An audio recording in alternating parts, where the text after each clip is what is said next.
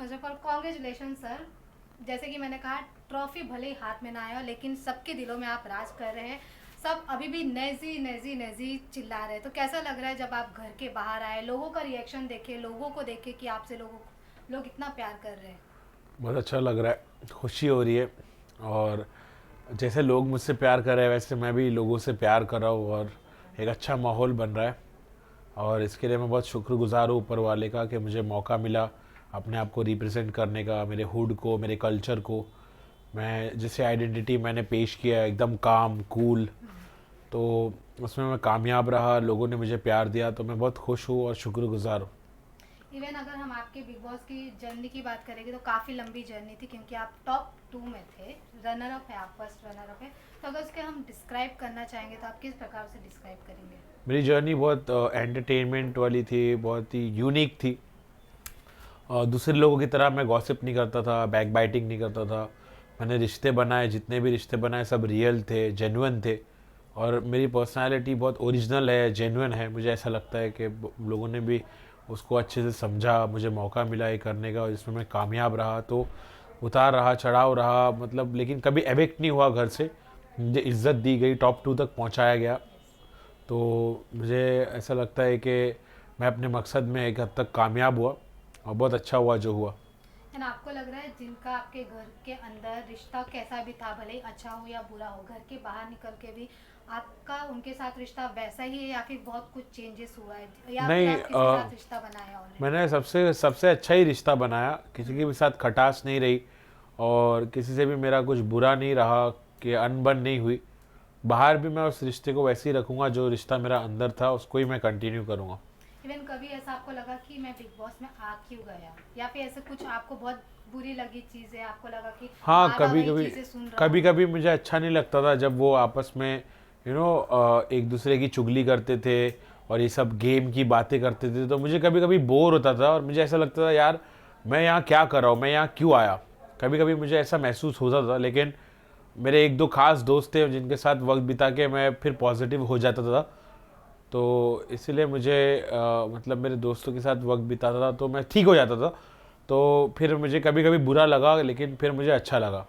Even कोई एक ऐसा मोमेंट, या फिर जब आपको लगा कि ये आपको सबसे बुरा लगा, कोई आपको कंटेस्टेंट ने कोई चीज़ बोली, या फिर कोई आपके साथ ऐसी चीज़ें की, एक कोई आपको अभी भी याद होगा कि आपके जहन में अभी भी वो चीज़ है? नहीं, ऐसी कोई चीज़ नहीं है। मैंने सब सब गलतियों को दरगुजर किया, सबको माफ़ करते हुए आगे बढ़ा गेम में।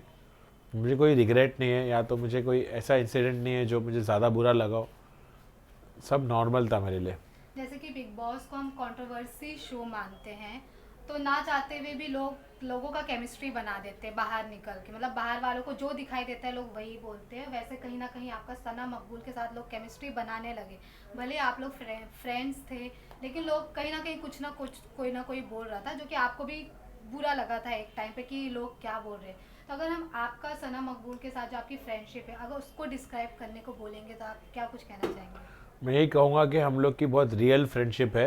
इस पर कोई भी दूसरा एंगल लगाने की कोई ज़रूरत नहीं किसी को भी।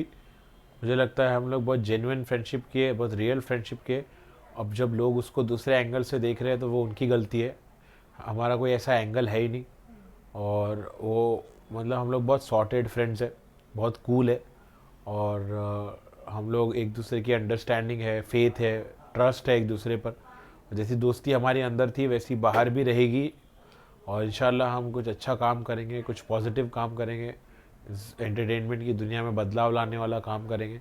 और जो लोग गलत समझ रहे हैं उनके सारे भरम को हम दूर कर देंगे। अपने आप पता चल जाएगा उनको वक्त आने पर के हम किस बारे में दोस्त है और हमारी दोस्ती किस डायरेक्शन में है। सब लोगों को पता चल जाएगा एक ना एक दिन।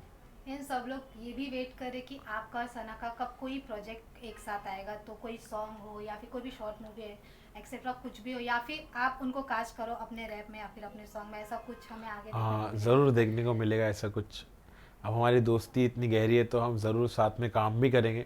लोगों को हम स्क्रीन पे अच्छे अच्छे दिखते हैं, लोग पसंद करते हैं उस चीज़ को, तो हम ज़रूर काम करेंगे साथ में। यस। इवन अगर बात करें क्यों, एक जो जिनका बिहेवियर सना को भी अच्छा नहीं लगा था, और कई लोगों को नहीं अच्छा लगा था कि वो लोगों को ट्रोल करते, जैसे कि रणवीर सर। रणवीर जी है कि सना को काफ़ी कुछ उल्टा बोले, जो कि वो अभी बाहर भी आके बोले कि उनको नहीं पसंद आया था। तो जब वो चीज़ें चल रही थी घर में, तो आप कैसा बिहेव कर रहे थे? मतलब आपका क्या रिएक्शन? तो उतना नहीं था, लेकिन आपको कैसा लग रहा था कि कोई किसी को इतना कैसे बोल सकता है? कुछ भी नहीं, सब सब अपने अपने गेम खेल रहे थे। रणवीर भाई अपना गेम खेल रहे थे, सना मकबूल अपना गेम खेल रही थी। हाँ, मैं ये बोलूँगा कि किसी भी लड़की से कभी भी लाइन क्रॉस नहीं करना चाहिए। लड़की से थोड़ा तमीज़ से ही पेश आना चाहिए। तो ऐसा नहीं है कि वो लड़की है तो वो कुछ भी बोलेगी लड़कों को। तो लड़का लड़की का शॉर्ट ही नहीं है। शॉर्ट ये है कि बस लाइंस क्रॉस मत करो, चाहे लड़की हो या लड़का हो। इंसान झगड़े में, लड़ाई में कुछ ऐसा बोल जाता है जो किसी को तकलीफ़ पहुंचती है, किसी का दिल दुखता है। तो कभी भी लाइंस क्रॉस करनी नहीं चाहिए, चाहे वो लड़की हो या लड़का हो, रणवीर भाई हो या सना मकबूल हो। मैं यही कहूँगा कि झगड़े लड़ाई में कभी भी लाइंस क्रॉस नहीं करनी चाहिए। वे नेजी देखो, जैसे हमने आपका बिहेवियर देखा, एकदम शांत स्वभाव था। और जब आपके ऊपर मूवी बनी थी गली बॉय, उसमें आपका बिहेवियर बहुत अलग था। और अब आप जब घर के बाहर आए हो, आपका नेचर लोगों को काफ़ी अलग लगा। तो हम जानना चाहेंगे कि रियल में नेजी है क्या, उनका बिहेवियर क्या है, वो खुद में क्या है? नेजी यही है कि एक मिस्टीरियस पर्सनालिटी है। नेजी को समझ पाना इतना आसान नहीं है, लेकिन उतना मुश्किल भी नहीं। और नेजी लड़ाई झगड़े में विश्वास नहीं रखता है। नेजी प्यार फैलाने में, दोस्ती में, भाईचारे में विश्वास रखता है। नेजी थोड़ा फ़नी है, थोड़ा सिली है, बहुत नॉर्मल है, सबको रिलेट होता है। और जैसे सब है वैसा नेजी है। और बहुत इंटरेस्टिंग है, यूनिक है, टैलेंटेड है। और बस मैंने अपनी पर्सनालिटी को लोगों के सामने लाया, लोग मुझे पसंद करें, मेरा मकसद पूरा। इवन नेजी, अगर बिग बॉस की बात हटाए तो बिग बॉस के पहले की अगर बात करें तो आपके लाइफ में काफ़ी अप्स एंड डाउन्स आए। जैसे कि बीच में आप अपना रैप भी करना थोड़ा बंद कर दिए थे। तो वो अप्स एंड डाउन्स को आप किस प्रकार मैनेज किए, और किस प्रकार अपने आप को प्रिपेयर किए कि मैं बिग बॉस में अब आऊँ, लोगों के सामने आऊँ? मैं बहुत नेचुरली था, जैसा भी था मैं खुद अपने आप को वैसा रखा था कि कुछ एफर्ट्स नहीं डाले, मैं नॉर्मली प्ले किया। और उतार चढ़ाव तो हर आर्टिस्ट की ज़िंदगी में आता है, तो मैंने उसको बहुत अच्छे से हैंडल किया। जब उतार आया तो मैंने सब्र किया, जब चढ़ाव आया तो मैं उसको बरकरार रखने की कोशिश की और मेहनत किया। तो मैं विश्वास रखता हूँ मेहनत करने में। और अब ढेर सारा जो प्यार मिल रहा है, इसको मैं बरकरार रखने के लिए और मेहनत करूँगा और फोकस्ड रहूँगा और कामयाब होके बताऊँगा। इवन सोशल मीडिया के ज़माने में भी लोग बेवजह का लोगों को ट्रोल भी करते हैं। कहीं ना कहीं आपकी कुछ कुछ चीज़ों को लेकर आप भी ट्रोल हुए हैं, बिग बॉस के घर के बाहर हो या फिर उसके पहले हो। तो उस चीज़ को आप किस प्रकार मैनेज किया? आपको लगा कि ये सही है या फिर मैं अपने आप को चेंज करूँ, ऐसा कुछ? ऐसा कुछ नहीं, मेरे को ट्रोल से कोई फ़र्क नहीं पड़ता। सबका मजाक बनता है, चाहे वो बड़ा आर्टिस्ट हो या छोटा आर्टिस्ट हो। सब लोगों को मजाक मस्ती तो चलते रहती है। मैं उसको पॉजिटिवली लेता हूँ, मैं भी हंस के टाल देता हूँ। उसमें ऐसा कुछ नहीं है कि मुझे बुरा लगता रहा या कुछ, ऐसा कुछ नहीं है। इवन इसके बाद कई साल हो गए, आपके और डिवाइन के कोलैब को लोग मिस कर रहे हैं, क्योंकि काफ़ी लोगों को पसंद आता था आप दोनों के कोलैब को। तो इसके बाद अब क्या कुछ वैसा देखने को मिलेगा? हो सकता है देखने को मिले।